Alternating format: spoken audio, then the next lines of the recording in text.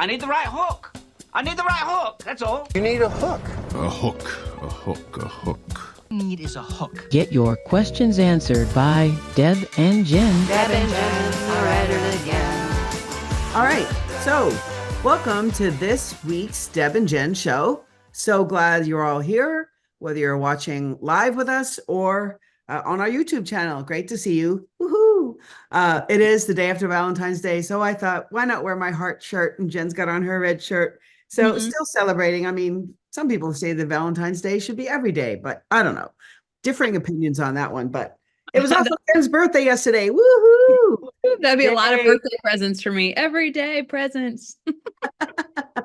Exactly. So we talked a lot last week about marketing strategies, like what can you do to really increase your visibility, let people know that you exist, and what you can do for them. Because we've said it a couple of times before, you can't build a business by being invisible. So what can we do to increase our visibility? And so we're going to take that a little bit further this week by talking about your marketing hook. All he needs is a hook. Like, how do you get their attention? What's your hook?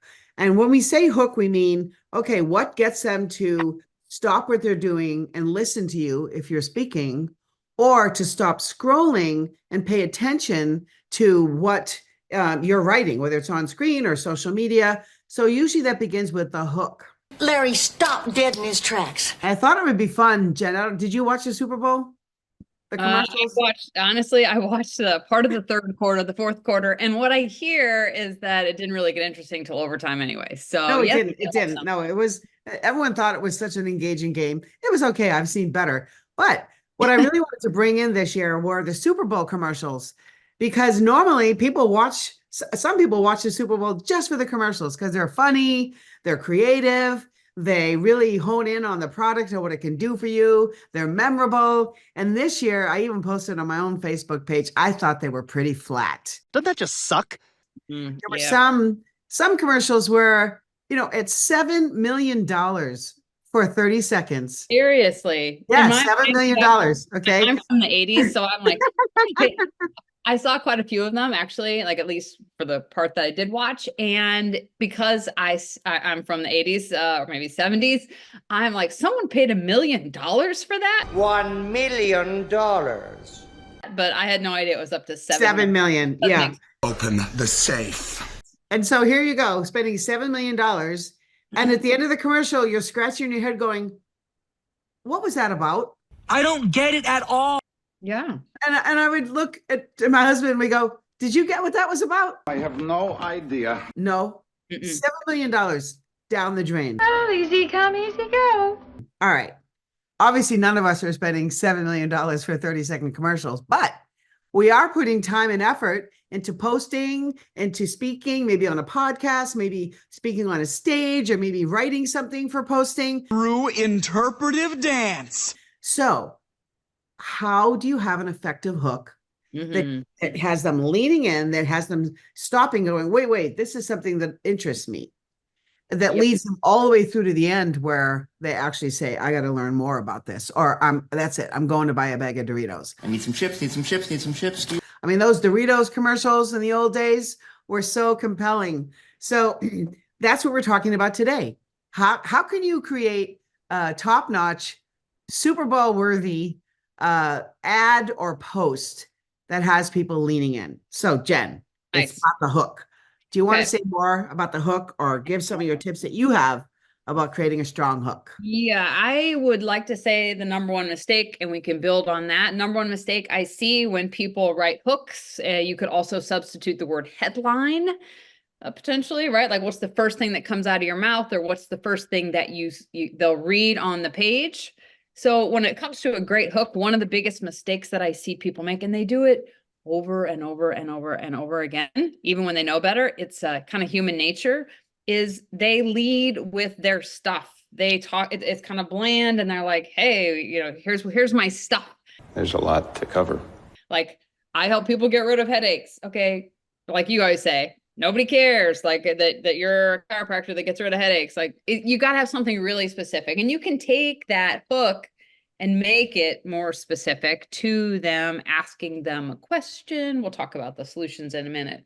But if you've got a piece of marketing, I don't care what marketing it is, and it's falling flat, I want you to have a look at it and say, hey, did I just get super hot and heavy into like what I do and how awesome I am and what my stuff is? Well, I don't like to brag.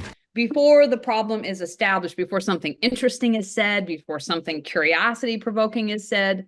We'll get into those in a minute, I'm certain, but I want you to have a look at it because it's super common to go right into you, talking about you and your stuff. And as you know, nobody really cares about you or your stuff. They don't care yet. They don't care yet. They first They care. will. Yeah, they first care about themselves, which is natural, like you said, you know. Okay, so true. We got to have a strong hook. So how do you create a strong hook? You know, what are the elements that that you need to make sure are in there? Well, a couple of things. You absolutely have to know the problems, challenge, or issues that your service solves. Okay, that's without a doubt. You've always got to lead with that. Second, how are you different? What sets you apart from other people? What can I do that nobody else does? Other people who may be offering something similar to you. So if you're a speaking coach, are you focused on how to have absolute rock solid confidence every time you step out on stage, if that's your separator, or how to create an inspirational talk if you're an inspirational speaking coach? In other words, what is your claim to fame? What are you known for? Oh, yeah, you're that guy. And how do you stand out from other people? So think about that. What is your secret sauce or how you help people specifically that may be different from other people? And then think about how you could pose that as a question. Because when we put it in a question is a great hook. Because when you ask a question, what's human nature? Mine leans right? in is like, wait, Right. do I know the answer? Right. Yeah, right. Yeah. Exactly. So you'll notice that big pharma, big ag, a lot of the big multi-billion-dollar companies will ask the questions and answer them for you, right? Like they put the questions in your head. Oh, don't be left out this flu season. Make sure blah, blah, blah, blah, blah. It's not a tumor. Or COVID's coming around again. And they insert the question in your head and provide the answer all at once. We don't have that luxury necessarily. If we're not well known, we're not a multi-million-dollar corporation. How can you put your problems that you solve, the focus, your specific focus, your differentiators into an opening question? And I'll add on. So some of you listening may be thinking, well, you know, unless I come up with something completely new that the market's never seen, how do I know what my differentiator is? Like, how will I decide? Right? Because you could say, oh, well, as a speaker, I'm more dynamic, or I'm, more curiosity provoking, or I have better information, or I'll wear a hat. whatever. Like I got cute outfits and I dance around on the stage. Look at me, I'm dancing crazy. I don't even know, right? Like you could be an entertainer, but you don't know exactly what your special secret sauce is, right? I mean, a lot of people struggle with figuring that out. So one of the things I would suggest is considering asking yourself the question, when you look at your industry or when you look at the problem that you're solving, is there something about that industry that you're like, you know what? Like, no, that's not right. Here's how it should be done, or here's how the answer could be provided. So sometimes looking at, let's say I'll take chiropractic again as an example. I'm going to probably, I've been leaning into the chiro example. We'll stick with it for right now. So as a chiropractor, if you've ever been, you come in, you get adjusted, you could go to 100 different chiropractors. Maybe their style's a little bit different. But what I might do if I were writing a hook or trying to figure out what my differentiator was, would say, you know what? When I look at how the industry is and I think about it, like, what are people missing? What do they need? What do I wish? Like, man, if this was possible for them, this is what I would do. Like, you begin to look at what the holes are in the industry, and all of a sudden you can get more clarity around what your hook is. Like, I would provide more customer service. I would spend more time with patients. You can begin to figure it out that way. Yep, absolutely. And can you get all of that in a question? Oh, did we lose Jen? Can you get all of that in a question? Maybe not. But your opening question certainly should target the people you're talking to, show how you're different or what's in it for them. It's some work to get this really good question down pat and get their attention. You know, people spend millions of dollars on this. So we're not going to pretend that it's easy. So let's go back to the being a speaking coach, the example, or just any coach. If you're a coach, are you tired of working with coaches that don't really care about your bottom line success? Mm-hmm. Okay, what does that say? That you asking that question obviously care about their bottom line success. That's written into that, correct? Mm-hmm. So that may be a dilemma that your approach and your expertise solves in addition to the other things you do with their coaching. Okay. Are you tired of working with coaches who claim they have expertise, but at the end of the day, you know more than they do? I mean, I don't know if I'd be that ballsy and ever ask that kind of question, but I'm giving it as an example to say this is how you might be able to differentiate yourself because you have passion, you have 100% commitment, you're all in with their success. Okay, so these are things that you can consider when you're thinking about what's my hook. You know, what could I say to differentiate myself? Yeah, I call timeout for a second. I want to point some out the structure that you just so brilliantly, succinctly shared. So first she called out, if you notice, first Deborah said, are you a coach or are you a speaker? Like you called out your audience, who is, and then you stated the problem, which of the industry as an example, like who is tired of coaches showing up and treating you just like another number, or you're not like truly caring about your success. That's a problem in the industry. A lot of people today are giving people their money and they're not sure if they're going to disappear after they get your money or if they're really going to care or really going to deliver. So just that very succinct sentence that Deborah shared, she called out the audience, she spoke to a problem, and she alluded to you having the solution. Okay. Yeah. Thank you. Yeah. And speaking of solutions, another component, you don't have to have all these, by the way. These are suggestions of how to create your hook. You could do it from the standpoint of the outcome. Would you love to be able to add stories to all of your presentations so that your audiences are captivated and lean in? Okay. Or how to use storytelling to elevate your audience's experience. If that's your expertise as a speaker coach, storytelling may be where you focus. And that's a pretty big, I've seen a lot of speaking coaches, that's their whole thing, how to tell a good story. It matters, right? I've seen professional speakers who every couple of minutes are telling another story about something that they heard or became aware of. They use statistics in a story. It's fascinating because people love stories. I love your stories. And in fact, our whole history, if you take apart the word history, is built on stories, right? I never thought of that. All right. So what is the outcome that you create for people? How is that unique? Okay. So Ashley's saying, I have a unique question in the chat. I have a unique solution, but having trouble creating a succinct hook. Succinct is the operative word. Yes, it is. So the first question is all important. So are you an aspiring speaker who gets the willies when you think about stepping out on stage? Okay, that's your target market, aspiring speakers. It's clear, right? It's clear that you focus on helping them have more confidence or having less fear about stepping out on stage. I wouldn't use the word willies, by the way, but you get the point. All right, Ashley, do you want to put in the chat or just unmute yourself and tell us exactly where you seem to get stuck?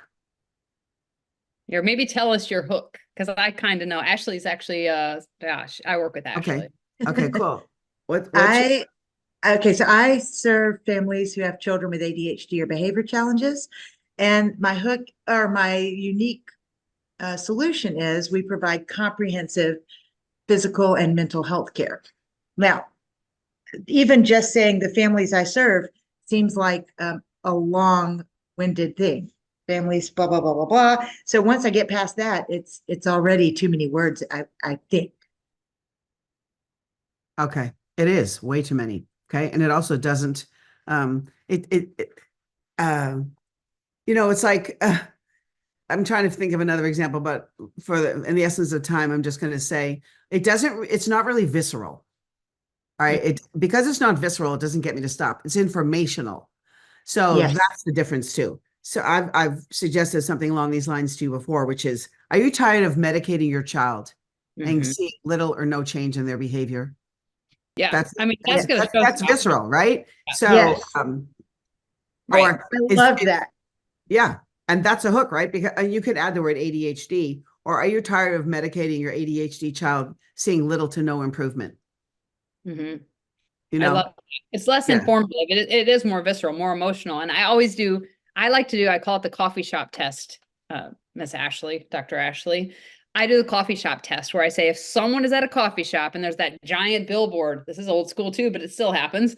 Billboard, like that, they have the pins and all the little flyers and sticky notes and business cards up there.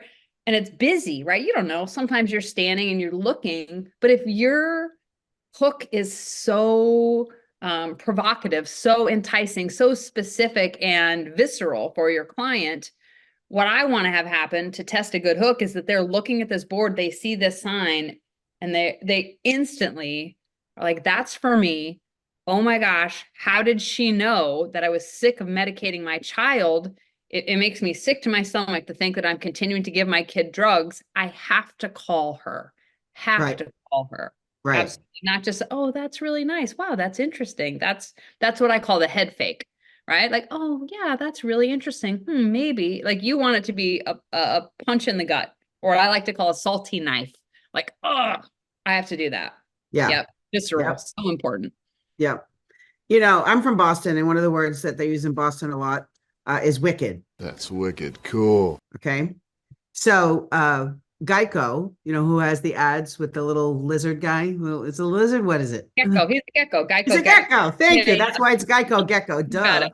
Geckos are lizards, but not all lizards aren't geckos. Anyway, so I was driving on the Mass Turnpike into Boston, and there's this giant billboard with just the gecko, a green gecko. And the only thing it says, 3 words, wicked low rates. Mm-hmm. Now, what does those 3 words say so much? First of all, wicked, we get you, Boston. Okay. Mm-hmm. So all of a sudden you get me, I'm from Boston. Wicked low rates. And I think it had car insurance or whatever, something else on the bottom. But the idea is anybody who's tired of paying high rates for insurance is going to go, I got to check out Geico. They've got wicked low rates, not just low rates, wicked low And rates. they're like, they're our company, they get us, versus like, I'm going to call, company B or C that's, polite and courteous and may even have lower rates, but that makes Geico cool too. Like, you get me, you see me. Exactly. It makes him a little bit hip. And the gecko was standing up, by the way. Like he took up half the billboard with like a black background. It was very it was easy to read, easy to grasp. And often you read, just the other day, I was driving in LA and there was a billboard and I'm like straining. They had this teeny tiny print. Like, what is this company? Like, I don't Keep your eyes on the road. Yeah. Don't waste your money. Okay. So the same is true. We're now more into advertising, but really if you're going to post something on social media, have it be engaging. Are you tired of running webinars when no one shows up? Well, dang, if that's your target market and they're frustrated, you be sure they're going to call you because they're going to want to know what's your secret. Like, how do you make it happen? Are you tired of being mousy? All right. So go ahead. I'd like to pose a challenge. I'd like to pose maybe it'll be a challenge, like a formal challenge later, but I want you to consider this is I would challenge everyone on this call and who listens to this to see how few words you can test. I often do teach how to have a sales conversation. I teach a 45-minute process, like how to have a 45-minute call, which lovingly, I also like to test. You get 10 minutes, like get in there, get in, talk about the important things, get out. And I think that also should apply to all marketing, all advertising, landing pages, lead magnets, social media posts. Yes, there's a place for long copy. There's a place for describing the problem in greater detail. There's a place for describing what you do in greater detail.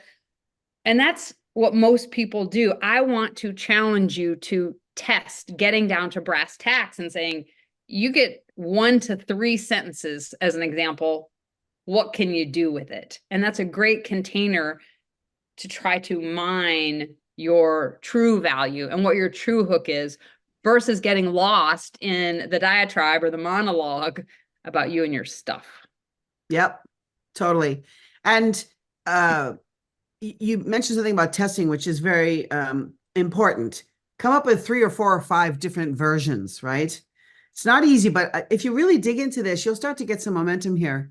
I've seen some recent ads on Facebook, for example, that say, do you want to get on more stages in 2024?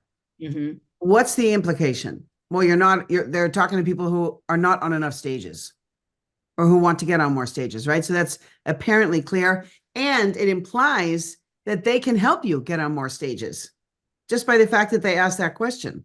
Okay, so what question can you ask to hook people in that's relative to what you do for them, how you're different, what you focus on, who it's for, and how you can make it visceral?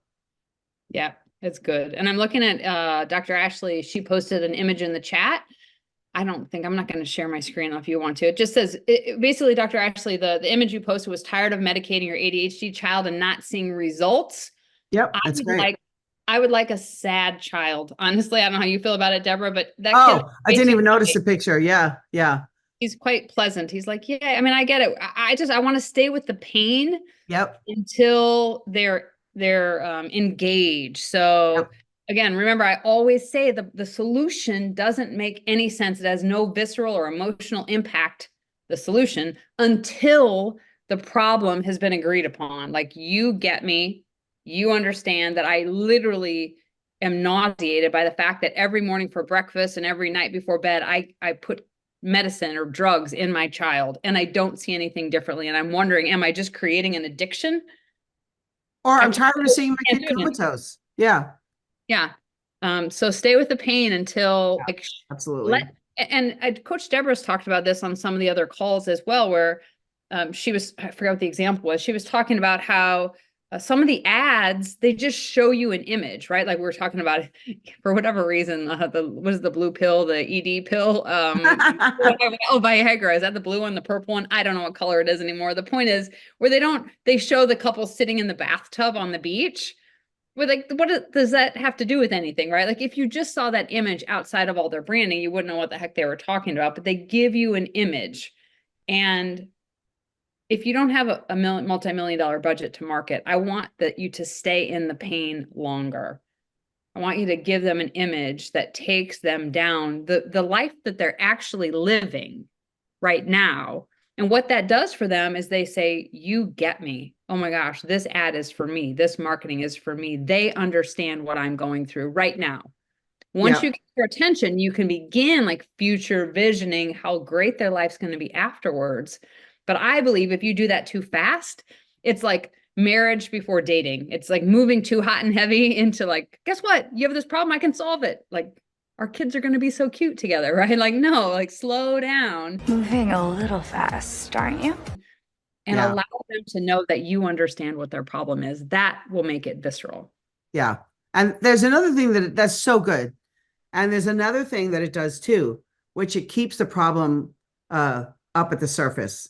Mm-hmm. And I've talked about this many times before. As humans, we tend to push our problems down because we don't want to face them.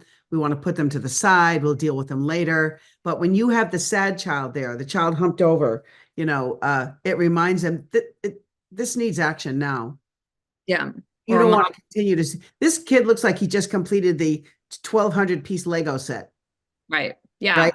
I'm holding a medicine bottle and getting ready to hand it to this kid who's like, oh, Yeah, slumped over So there's a lot of, this is a great one, Ashley. You did a great job with that headline, and let's let the picture match because pictures are 1,000 words, of course, and they can go a long way to supporting the words that you're using, amplifying the words that you're using. So choosing a good photo is important too.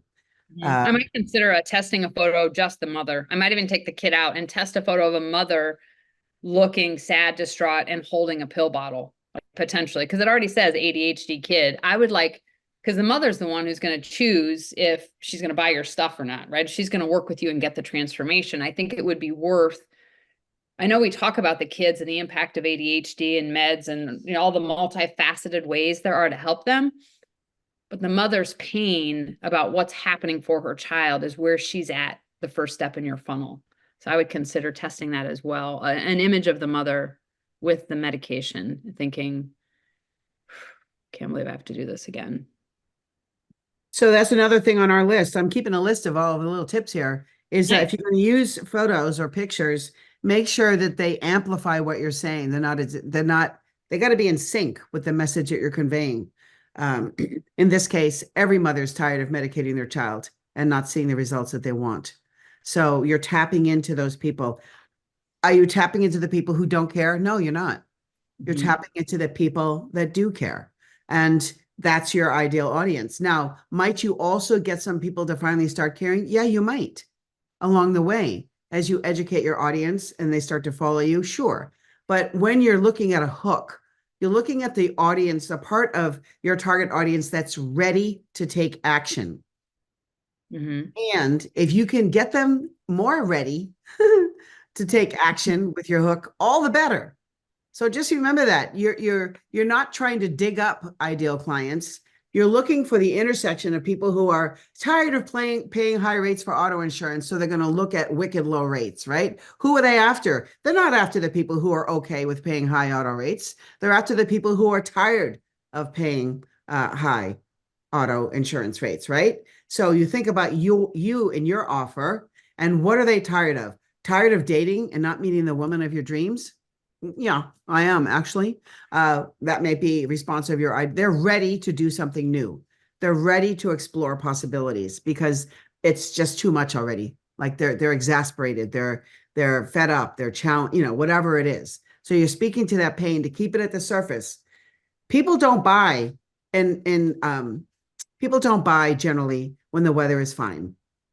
All right, you rent a sailboat from the harbor. You all go out. You got your charcuterie board set up in the middle of the cockpit. You're all having a grand old time sailing out on the harbor. And all of a sudden, no one's thinking about life jackets. No one's thinking about survival. But in the distance, you notice some black clouds coming your way.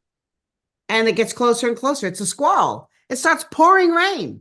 The charcuterie board's flying all over the place. You're hanging on to the to the side stanchions for dear life. Now, all of a sudden, people are like, where are the life jackets? Your target market are the people looking for the life jackets. It's not the sunny day when everything's going well. You want to remind them.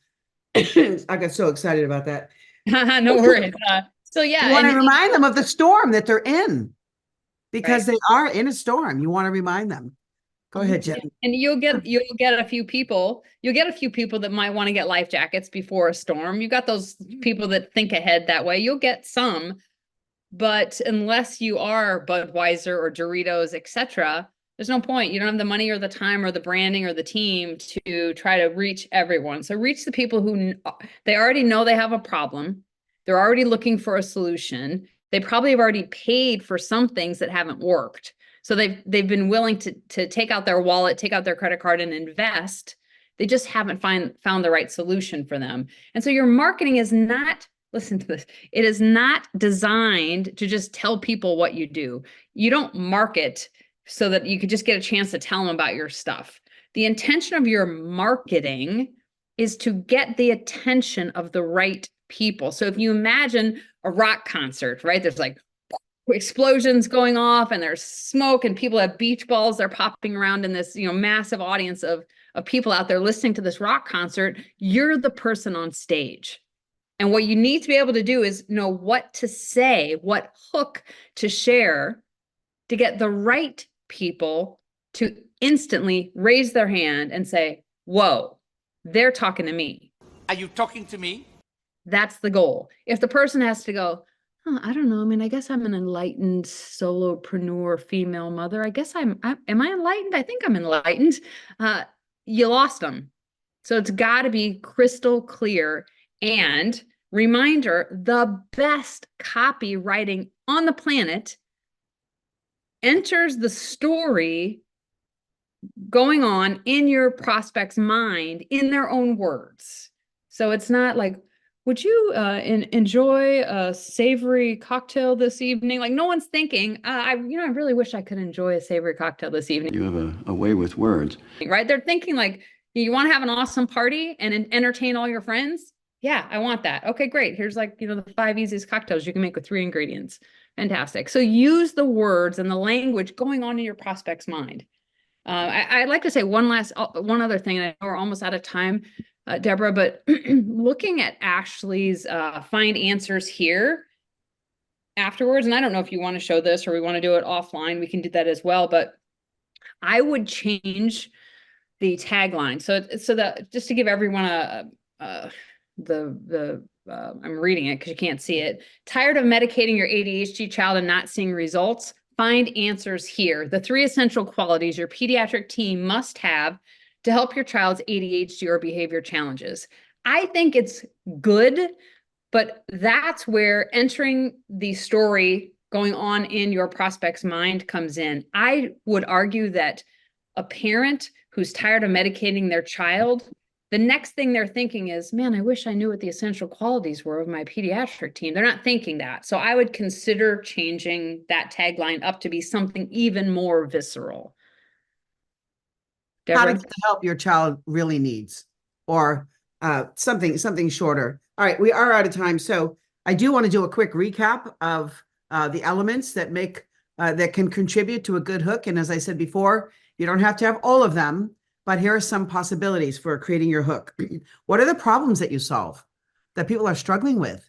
Their challenges, their issues. The flip side of that could be, what do they really want instead? Okay, how are you different? What sets you apart from anybody else who's offering something similar? Who or what do you focus on? Who's your target market? Wicked low rates, the target of people tired of paying high rates for auto insurance. What is the outcome that you create? What's brilliant about the Geico ad, the billboard, is wicked low rates means obviously you're going to have low rates if you sign up with us. That's the outcome. It's right in the hook. So you can consider that. Make it visceral. Keep the pain at the surface. Don't subdue it, either in your language or in the pictures that accompany it.